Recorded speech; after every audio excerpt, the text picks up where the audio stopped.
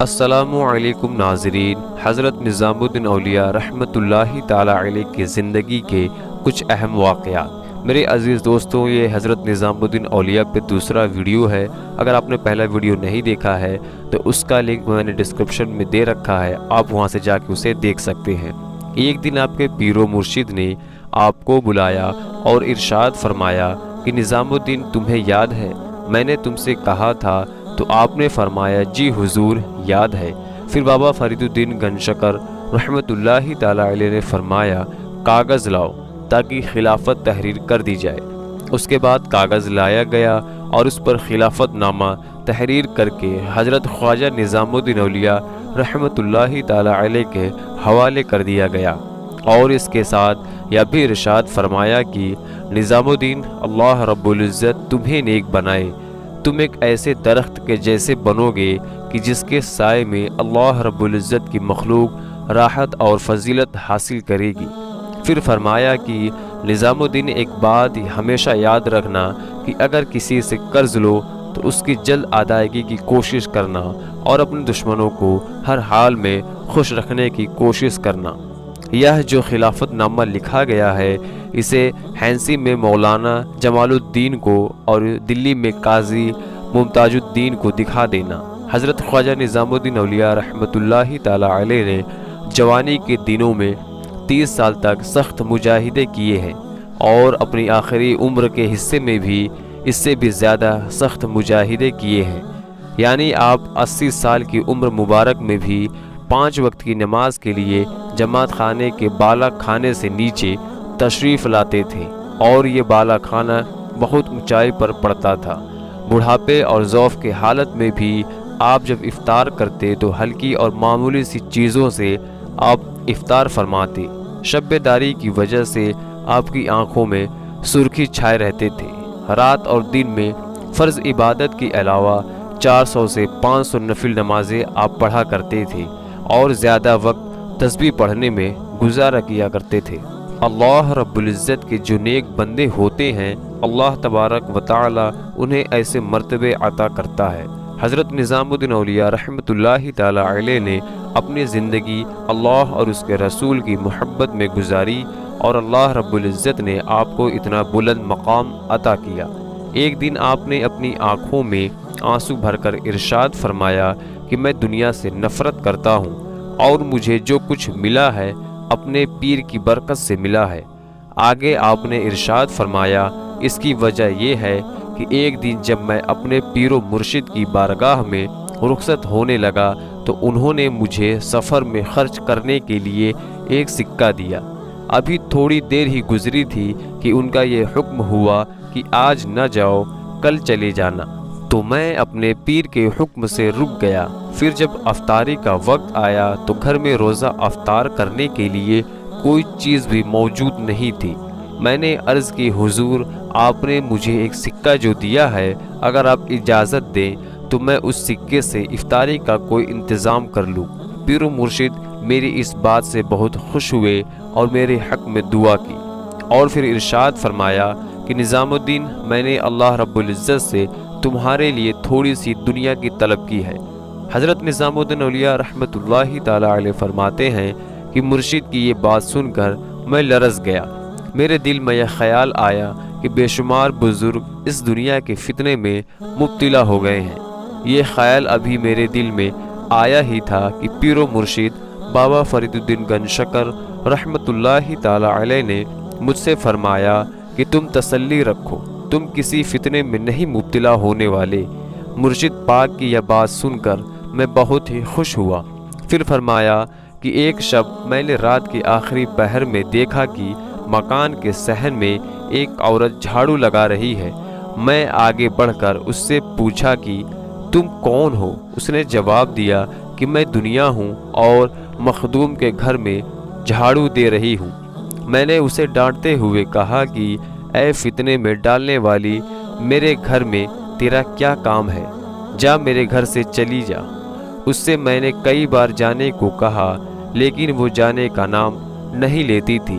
پھر میں نے اسے گردن سے پکڑا اور اسے کھینچ کر گھر سے باہر نکال دیا، لیکن وہ پھر بھی بار بار اپنی طرف متوجہ کرتی تھی۔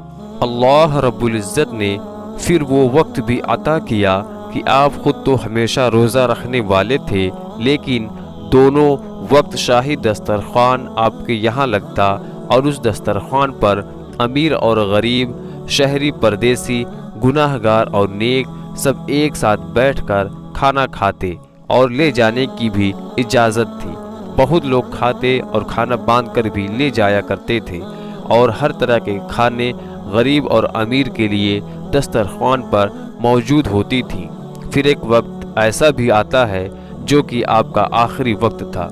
وصال سے تھوڑی دیر پہلے اپنے مرید اور خلیفہ حضرت سید نصیر الدین چراغ دہلوی رحمۃ اللہ تعالی علیہ کو حضرت بابا فرید الدین گنج شکر رحمۃ اللہ تعالی علیہ کے دیے ہوئے تبرکات، خاص خرقہ مبارک، تسبیح عصا، جا نماز، لکڑی کا ایک پیالہ اور وہ تمام چیزیں جو آپ کو آپ کے مرشد پاک کی طرف سے عطا کی گئی تھی، آپ نے انہیں دی اور ارشاد فرمایا کہ تم دہلی میں رہنا اور لوگوں کی سختیاں برداشت کرتے رہنا۔ حضرت خواجہ نظام الدین اولیاء رحمۃ اللہ تعالی علیہ کے وصال کا وقت بالکل قریب آ پہنچا تھا۔ ساری رات آپ پر غصے کی کیفیت طاری رہی۔ جب فجر کی اذان ہوئی تو آپ کچھ ہوش میں آئے اور فجر کی نماز ادا کی، مگر بے ہوشی کے عالم اور اضطراق کی عالم تھی، اس لیے کئی بار نماز فجر ادا کی۔ خادم اور آپ کے قیادت مند آپ کی خدمت میں حاضر تھے۔ لوگوں پر ایک عجیب طرح کی افسردگی چھائی ہوئی تھی، پتہ نہیں کیا ہونے والا ہے۔ ہر کوئی گمسم تھا کہ سورج اپنی پوری چمک دمک کے ساتھ طلوع ہوا، اس کی کرنیں اور ارض و فلک پر پھیل رہی تھی کہ شمس الاولیاء آفتاب ولایت حضرت محبوب الہی رحمت اللہ تعالی علیہ اس دار فانی سے دار بقا کی طرف کوچ کر گئے۔ انا للہ و انا الیہ راجعون۔ حضرت نظام الدین اولیاء رحمت اللہ تعالی علیہ کی نماز جنازہ کس نے پڑھائی؟ آپ کی نماز جنازہ حضرت بہاؤالدین زکریا ملتانی رحمت اللہ تعالی علیہ کے پوتے شیخ الاسلام حضرت شیخ رکن الدین رحمت اللہ تعالی علیہ نے پڑھائی۔ نماز جنازہ کے بعد انہوں نے ارشاد فرمایا کہ آج مجھ پر یہ حقیقت آشکار ہوئی ہے کہ حضرت نظام الدین اولیاء رحمت اللہ تعالی علیہ نے مجھے کیوں دہلی میں روک کے رکھا تھا، حالانکہ میں 4 سال سے ملتان جانے کا ارادہ کیے ہوئے تھا، لیکن حضرت مجھ سے فرمایا کرتے تھے کہ آخر اتنی جلدی کیا ہے، چلے ہی جاؤ گے۔ تو میں سمجھتا ہوں کہ آپ کے اصرار کا مقصد صرف یہ تھا کہ میں آپ کے نماز جنازہ کی امامت کی سعادت حاصل کر سکوں۔ آپ کے نماز جنازہ میں لاکھوں عقیدت مند اور مریدوں نے شرکت کی، جن میں اولیاء اکرام، علماء اکرام، مشائخ اعظام، آپ کے مریدین، خلفاء اور خادم اور ہر جگہ جگہ کے خاص اور عام لوگ شامل تھے۔ حضرت نظام الدین اولیاء رحمت اللہ تعالی علیہ کی مزار شریف کس نے بنوائی؟ ہندوستان کا حکمران سلطان محمد تغلق بھی آپ کے نماز جنازہ میں شامل تھا اور اس نے آپ کے جنازے کو کندھا بھی دیا۔ سلطان تغلق آپ کے وصال پر اس قدر رویا کہ اس غم میں اسے کسی بھی طرح سے قرار نہیں آتا تھا، اور پھر نماز ظہر کے بعد آپ کو اسی جگہ پر دفن کر دیا گیا جہاں آج آپ کا مزار شریف ہے۔ آپ کے عقیدت مند سلطان محمد تغلق نے آپ کے مزار مبارک کی خوبصورت اور عالیشان عمارت تعمیر کروائی اور اس پر ایک گنبد بھی تعمیر کروایا۔ آپ کا مزار شریف دلی میں ہے۔ آپ نے شادی نہیں کی تھی، اس لیے آپ کی کوئی اولاد نہیں تھی، اور روحانی سلسلہ آپ کا پورے ہندوستان میں پھیلا اور ابھی تک جاری و ساری ہے، اور قیامت تک انشاءاللہ جاری و ساری رہے گا، کیونکہ اللہ رب العزت نے ارشاد فرمایا ہے، الا ان اولیاء اللہ لا خوف علیہم ولا هم یحزنون۔ اللہ کے اولیاء کو اس دنیا میں بھی کوئی غم اور خوف نہیں، اور نہ ہی آخرت میں وہ غمگین ہوں گے۔